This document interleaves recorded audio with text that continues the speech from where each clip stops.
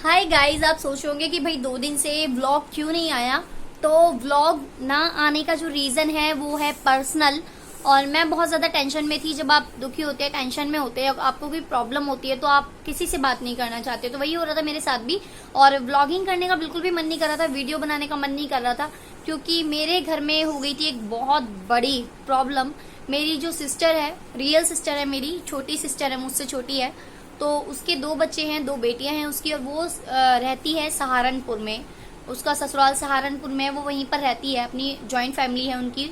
तो सब लोग साथ ही में रहते हैं, उसकी जेठानी, उसकी सास, और ससुर तो है नहीं, उसके हस्बैंड और उसके जेठ और जेठानी के बच्चे और उसके 2 बच्चे। तो पूरी फैमिली है। और पूरी फैमिली बहुत ज़्यादा परेशान थी इस टाइम पर, क्योंकि उसके घर में किसी को मतलब निकल गया कोरोना वायरस। हमने कभी नहीं सोचा था कि ये कोरोना वायरस फैल रहा है तो हमारे घर में ही किसी को निकल जाएगा और हमें ये सुनने को मिलेगी। तो ये बहुत दुखद खबर थी कि उनको कोरोना वायरस निकल गया। और बताऊं आपको कि कैसे हो गया उनको। जो मेरी जो सिस्टर है, उसके जो जेठ है, वो दिल्ली में थे 3 महीने से। मार्च से वो दिल्ली में थे, मार्च में आए हुए थे वो। और वो अपनी बहन के घर पर आए हुए थे। तो उनकी बहन दिल्ली में ही रहती है। वो अपनी बहन के घर आए थे मार्च में, और इसके बाद ही लॉकडाउन हो गया था। तो लॉकडाउन होने के बाद वो जा नहीं पाए। और ऐसे करते करते फिर वो 3 महीने उनके निकल गए। अप्रैल, मई, जून आ गया। और फिर उन्होंने सोचा कि अब मैं घर वापस चला जाता हूँ। जब ये अनलॉक हो गया, तो आप जानते हैं लॉकडाउन को अनलॉक कर दिया गया, तो उन्होंने भी सोचा कि भाई मैं किसी तरह अपने घर चला जाऊं, क्योंकि इंसान कब तक रहेगा, बीवी बच्चे वहां पर है तो इंसान का मन भी नहीं लगता। तो उसके जो जेठ है, उन्होंने सोचा कि मैं चला जाता हूँ घर पे। लेकिन क्या हुआ, जब वो घर गए तो उसकी फैमिली बहुत समझदार है, और उन्होंने क्या किया कि उनको घर में अलग से रखा, एक तरीके से क्वारंटीन में रखा। तो 5 दिन तक वो घर में रहे, उनको अलग कमरे में रखा गया, बच्चों से दूर रखा गया, खाना पीना उनको उसी कमरे में दिया गया। लेकिन उसके बाद क्या हुआ कि किसी ने कंप्लेंट कर दी कि भाई ये बंदा दिल्ली से आया हुआ है, और यूपी में कंप्लेंट कर दी होगा, कोई कंप्लेंट नंबर या कुछ भी है। तो पड़ोस में कोई था, उन्होंने कंप्लेंट कर दी कि आया हुआ है। उसी वक्त उनको उठा के ले गए घर से और एक जगह पे क्वारंटीन कर दिया, किसी स्कूल में, पता नहीं यूनिवर्सिटी में क्वारंटीन कर दिया। तो घर वालों ने कहा ठीक है भाई, कर दिया तो कोई बात नहीं। कहा कि इनका टेस्ट लेंगे, उसके बाद रिपोर्ट आएगी, उसके बाद इनको छोड़ेंगे। तो उन्होंने कहा ठीक है। अब उनका टेस्ट हुआ, और अनलक्की थे वो इतने कि उनकी रिपोर्ट आ गई पॉजिटिव, उनको कोरोना वायरस निकल गया। अब पूरे घर में तो हाहाकार मच गया, सब लोग रोने लगे घर में, मेरी सिस्टर वगैरह। तो हमारी तो फोन पे बात होती रहती है, मैंने भी उसको कॉल किया तो उसने बताया कि दीदी बहुत बुरा हो गया हमारे साथ, कि भैया को उठाकर ले गए हैं और किसी जगह पे क्वारंटीन कर दिया है, उनको कोरोना वायरस भी पॉजिटिव आ गया। और फिर उनका कहा कि हमारा भी, सबका, पूरी फैमिली का टेस्ट होगा। तो घर में आप सोचो कि सबसे छोटी जो बच्ची है वो 3 साल की है। अब 3 साल के बच्चे का भी कोरोना टेस्ट होगा। पूरे नाक में डालकर, वो स्टिक जो भी होती है उसको ऊपर तक ले जाते हैं, फिर एक डालते हैं गले में, उसको नीचे स्वैब लेते हैं गले का। तो वो टेस्ट, आपको यकीन नहीं होगा, बच्ची इतना रो रही थी ना वो। सबसे पहले तो ये सुनकर ही उनके पैरों के नीचे से जमीन खिसक गई कि हमारे घर में किसी को कोरोना पॉजिटिव हो गए वो। तो फिर उसके बाद क्या हुआ, उनको ले गए जहाँ रखा गया था यूनिवर्सिटी में क्वारंटीन करके। जब रिपोर्ट पॉजिटिव आ गई तो उसके जेठ को ले गए कहीं और पर, उनको वहां रखवा दिया। और उसके बाद इनके घर को पूरा बोला कि आप टेस्ट कराने आओ अगले दिन। तो अगले दिन ये लोग मॉर्निंग में गए टेस्ट कराने, और उसके बाद बोला कि टेस्ट आगे हो गया है, अब रिपोर्ट जब आएगी तब तक आपको पूरे अपने घर में क्वारंटीन रहना है। घर को बंद करवा दिया कि आप घर में ही रहोगे, और खाने पीने का आपको कुछ नहीं मिलेगा बाहर से, मतलब कोई वॉलंटियर नहीं, कोई हेल्प नहीं। और कहा कि गली भी पूरी सील कर दी, कहा कि जो भी आपके घर में वही बनाकर खाओ, बाहर से कुछ नहीं मिलेगा। और घर में छोटे छोटे बच्चे, ऐसे बच्चे जो दूध भी उनको चाहिए होता है, सब चीज चाहिए होती है, तो और आस पड़ोस वाले भी कैसे हेल्प करेंगे बेचारे, उनको भी सील कर दिया, पूरी गली सील कर दी। तो बहुत प्रॉब्लम थी। जब मैंने उससे बात की परसों तो बहुत रो रही थी वो। उसने कहा दी बस रिपोर्ट एक बार नेगेटिव आ जाए। तो पता नहीं, मुझे अंदर से ऐसा लग रहा था कि सबकी रिपोर्ट नेगेटिव ही आएगी, भगवान सब अच्छा होगा, बार बार प्रार्थनाएं यही कर रहे थे। और उसने कहा कि मम्मी को मत बताना, मम्मी बहुत ज्यादा टेंशन लेंगी। तो उसकी जो मम्मी है वो है मेरी मौसी, वो मेरी सगी बहन है। लेकिन मम्मी मेरी मौसी को बोलती है, क्योंकि बचपन में ही बहुत छोटी थी तो मेरी मम्मी ने उसको गोद दे दिया था मौसी को, क्योंकि उनके बच्चे नहीं थे। तो मौसी ने उसको पाला, उसकी शादी की, और बचपन से वो हमारे घर पर तो बहुत ही कम आई है। हमारा उससे तब कांटेक्ट होता था जब हम जाते थे नानी के घर पर, जहाँ मौसी रहती थी नानी के घर के पास, तो वहाँ जाते थे तभी कांटेक्ट होता था। बाकी हमारे घर तो वो बहुत ही कम आई, और अपने जो रियल उसके मम्मी पापा है उनको वो मौसी मौसा बोलती थी शुरू से, अभी भी मौसी मौसा ही बोलती है मम्मी पापा को। लेकिन बाद में उसे पता भी लग गया कि वो हमारी रियल सिस्टर है, लेकिन उसे कोई फर्क नहीं पड़ा क्योंकि वो बहुत ज्यादा प्यार करती है मौसी और मौसा से, और वो लोग भी उसे बहुत ज्यादा प्यार करते हैं। पहले उनके बच्चे नहीं थे, जब वो उनके घर गई तो उनका बेटा हुआ, तो बहुत ज्यादा लकी भी उसको समझते हैं वो। तो बहुत रो रही थी, कहा कि मम्मी को मत बताना, मम्मी बहुत टेंशन लेंगी। तो मैंने कहा ठीक है, फिर मैंने किसी को नहीं बताया, मैंने कहा रिपोर्ट का इंतजार करते हैं। और बच्चे बहुत ज़्यादा उसके परेशान होते। अब ये हम लोग दिल्ली में है, वो यूपी में है, यूपी के सहारनपुर में, हम लोग कैसे जाएं उसकी हेल्प करने। तो कह रही थी कि आस पड़ोस में कुछ लोग हैं जो पीछे गली वाले, वो फेंक कर उसके घर पे बिस्किट वगैरह डाल देते हैं, दूध वगैरह, तो वो लोग ले लेते हैं और पैसे दे देते हैं उसके बदले, छत पर ही पैसे फेंक देते हैं छत से। बाकी गवर्नमेंट के द्वारा उनकी कोई हेल्प नहीं की जा रही थी, जैसे कि पुलिस वाले उनके घर पर आकर खाना दे जाएं, या कोई वॉलंटियर हो जो उनके घर दूध पहुंचा दे या सब्जी पहुंचा दे।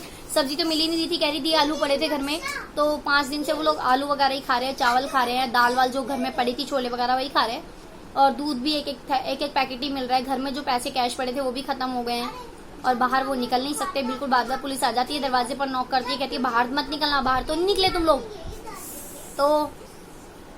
तो मैं तो बस यही टेंशन में थी कि भगवान कब उसकी रिपोर्ट आएगी, कब उसकी रिपोर्ट नेगेटिव आएगी और कब टेंशन खत्म होगी। और फिर मैंने रात को मौसी को बताया, छोटी वाली मौसी को, मतलब जो उसकी मम्मी है उनको तो नहीं बताया, अपनी जो छोटी मौसी है, 4 मौसियां हैं मेरी, तो छोटी वाली मौसी मेरे से बहुत ज्यादा क्लोज है, उनको बताया। तो वो भी कहने लगी तूने पहले क्यों नहीं बताया। मैंने कहा देखो आप टेंशन लोगे, और अगर मैं आपको पहले बता भी दी तो आप कौन सी उसकी हेल्प कर देते जाकर, आप तो जा नहीं सकते वहां पर, कोई भी नहीं जा सकता। तो बस यही था। बस मैंने कहा मौसी दुआ करो कि बस उसकी रिपोर्ट जो है वो नेगेटिव आए पूरी फैमिली की। और आज एक खुशखबरी आ गई, 4 बजे फोन आया। मैंने कई बार उसको दोपहर से सुबह से फोन कर रही हूँ कि भाई रिपोर्ट आ गई, रिपोर्ट आ गई, तो ऐसे करते करते लेट हो रही थी रिपोर्ट। तो 4 बजे कॉल आया कि वो कहने लगी रिपोर्ट आ गई है उसकी नेगेटिव, पूरी फैमिली की रिपोर्ट नेगेटिव है, बस उसके जो जेठ है वो पॉजिटिव है, और उनको ले गए हैं, वहां पर रखा जा रहा है। और वो भी ठीक होकर आ ही जाएंगे क्योंकि उनका ट्रीटमेंट हो रहा है, और ज्यादा उनको कोई लक्षण नहीं है कोरोना के, सिर्फ हल्की सी खांसी है उनको, बिल्कुल हल्की नॉर्मल सी। तो अब मैं ये भी सुनने में आ रहा है कि ऐसा भी कोरोना हो रहा है जिसके लक्षण नहीं है, जो आपको पता ही नहीं चलेगा कि हो रहा है आपको। तो इतनी बड़ी महामारी पूरे देश में, पूरी दुनिया में इस महामारी ने तांडव मचा रखा है। सच में यार, मतलब जब अपने साथ होता है ना तब पता चलता है कि हाँ ये प्रॉब्लम कितनी बड़ी है। अब हमारी फैमिली को ये सुनने को मिला, हमारे घर में ये सुनने को मिला, तब फील हुआ। और रोना आ रहा था ये सोच के कि बस छोटे छोटे बच्चे हैं उसके, रो रहे हैं, बाहर निकलने के लिए सहारापूर्ण है, लाइट भी बार बार चली जाती है, उनके घर कोई इन्वर्टर नहीं था, कुछ नहीं थी, तो बार बार लाइट चली जाती है, दरवाजा नहीं खोल सकते, अंदर ही रहना है और बंद रहना है घर में, छत पे नहीं जा सकते, छत पे भी धूप है। और रात में वो लोग फिर 3 दिन बाद वो छत पे गए, कह रही थी हमने 2 दिन तो खाना नहीं खाया, सब लोग घर में रो रहे थे, उसकी सास वगैरह। जब भाई उनके बच्चे को ऐसा हो जाएगा, कोरोना पॉजिटिव निकल जाएगा, और टीवी वगैरह में आप कितनी न्यूज देख रहे हैं, सब कुछ नेगेटिव ही नेगेटिव सुनने को मिल रहा है, तो इंसान डर ही जाता है। तो उसके दिल पे क्या बीतती है वही जानता है। तो बस यही था, हम तो ये सोच रहे थे उसकी रिपोर्ट बस नेगेटिव आ जाए। अब बस ये प्रार्थना है भगवान से कि उसके जो जेठ है वो भी जल्दी से ठीक होकर आ जाए। और भाई वगैरह को मैंने बताया, गौरव को बताया, मम्मी वगैरह को, तो वो भी यही कह रहे थे कि कोई हेल्प भी नहीं कर सकते, वहां तो जा नहीं सकते क्योंकि यूपी में आपकी एंट्री नहीं होगी फर्स्टली, और इसके अलावा पैसे भेजने का कोई फायदा नहीं। अगर पैसे भेजा जाए तो पैसों की तो उनको दिक्कत है नहीं, एक तो वो घर में बंद पड़े हैं, पैसे हो भी तो वो बाहर जाकर कुछ ले नहीं सकते, वैसे पैसों की उनको कोई प्रॉब्लम नहीं है। और जो मेरी सिस्टर है उसके हस्बैंड की गवर्नमेंट सर्विस है, तो ऐसी कोई फाइनेंशियल प्रॉब्लम नहीं थी, बस ये था कि घर में वो लोग बंद हैं, छोटे छोटे बच्चे हैं, तो ये प्रॉब्लम हो रही थी।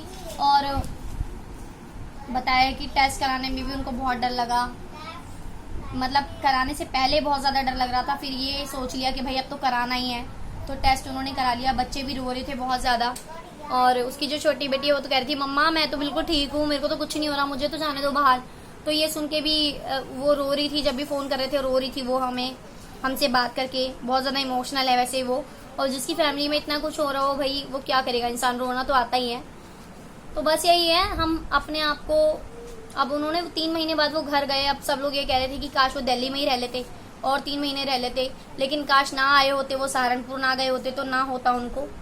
तो किसी को नहीं पता होता यार, किसी को क्या हो जाएगा, कोई चाहता नहीं है कि मेरी वजह से मेरा परिवार जो है वो दुखी हो जाए, या उसको कोई प्रॉब्लम हो, घर में किसी को कोई प्रॉब्लम हो जाए, या अपने आप को कोई प्रॉब्लम नहीं कराना चाहता।